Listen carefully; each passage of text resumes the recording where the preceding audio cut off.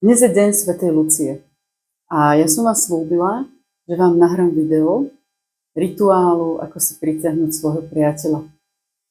Ja vám prezradím, že to, čo som ja robila, kým som našla svojho manžela, bolo, že ako prvé som si čítala stále dokola takú dlhú afirmáciu, prosbu anielov, archanielov.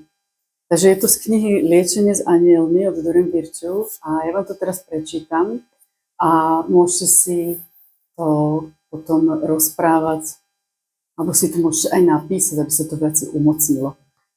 Takže počúvajte. Modlitba za nájdenie duchovného partnera.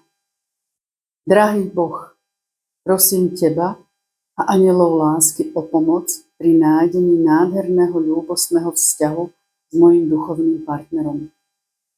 Dajte mi, prosím, jasné pokyny, ako tohto človeka nájsť. Pomôžte nám stretnúť sa a užívať si vzájomnej blízkosti.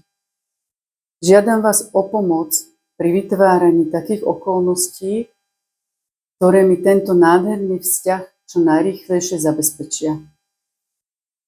Prosím, pomôžte mi zbaviť moju myseľ, telo a city všetkých zábran, ktoré by ma mohli od veľkej lásky odrádzať.